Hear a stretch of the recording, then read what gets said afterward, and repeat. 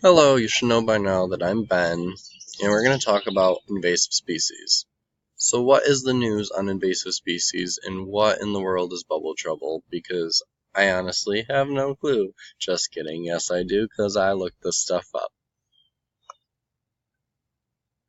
So, let's start with invasive species, because that's kind of a serious concern. Do you ever give thought to the things causing harm to our Earth's biosphere? Because we really should. The flourishing biodiversity will not be here forever. So one of the greatest threats happens to be exotic species. You can think of it this way. Here's a very kind of chronic example, I guess you could say. So when the Europeans came to America, they pushed Native Americans out of their land, and that's kind of one cruel way of looking at invasive species because you can kind of relate to it. So most invasive species are moved by boats or by travelers accidentally, but sometimes it is intentional, and I don't really understand why people want to do that intentionally. I mean, yeah, you might want a pretty garden, but that flower you're planting there could end up killing your other plants. So to the right here, I have a picture of a cargo ship because that's how often some kind of fish and mussels get moved around to new places. So why? Why are people moving these things, and why are these things bad for other places? So when species are moved to new areas, they often lack natural predators, and they tend to flourish while native species diminish. In trade over the years has increased intermingling of species tremendously because, like I said before, with cargo ships. So it's time for us to take a look, because I feel like the best way to explain this would be to look at some examples. So example one is Asian fungus, and you can see that in the bottom right of the screen. And Asian fungus caused the chestnut blight here in America, and the chestnut blight eliminated American chestnut from forests. So moving on to the sea lampreys, and the sea lampreys are a jawless fish-like parasite. You can see a picture of one in the top right-hand corner of your screen.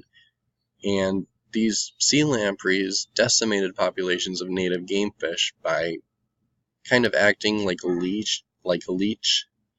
Sorry, that's kind of a weird word. And just killed the fish. And the kudzu was a vine that covered light posts and even buildings in Japan.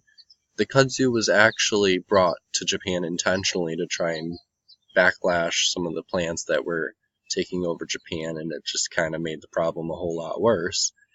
And zebra mussels caused widespread problems such as clogged pipes, and zebra mussels are one of the examples of things that would have come on a cargo ship.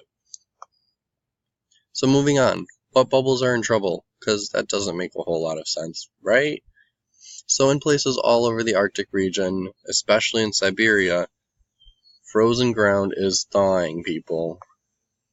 Is this bad, and when do the bubbles come into play? The thawing ground makes conditions favorable for microbes at the lake floor to generate methane. Methane, you can see located on the right of the screen, is made up of 1 carbon and 4 hydrogen. And methane packs a whole lot more heating power than carbon, and they appear as bright white bubble clusters trapped in black ice. Now going to the text, you can see here on page 162 that the frozen permafrost, when it melts, you can see the methane bubbles going up to the top and releasing the methane. Back to the PowerPoint. Let's hope it loads quick. So did you know that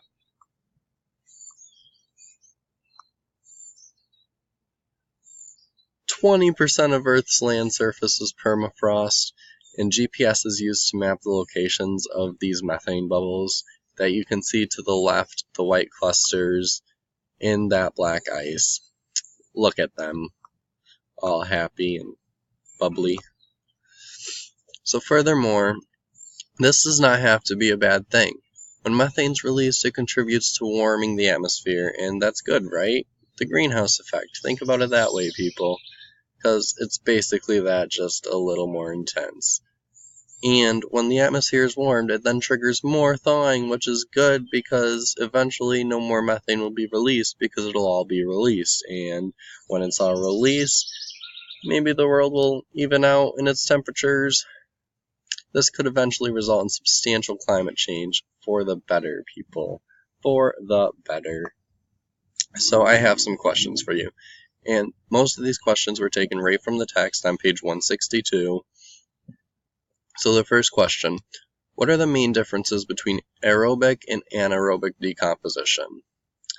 And question 2, in greater depth, explain how methane released from permafrost forms a positive feedback loop. I know I touched on it a little bit in the previous slide, but we can get a little more in depth, people. In question 3, give an additional example of an invasive species and how they were introduced to the area they invaded. In 4, what classification of insect is a woolly adelgid? Don't even know if I pronounced that right, and that's kind of why I would like to know. Where is it natively from? Just so you know, I do know this answer. I did look it up, so it's kind of a bonus. And thank you for watching.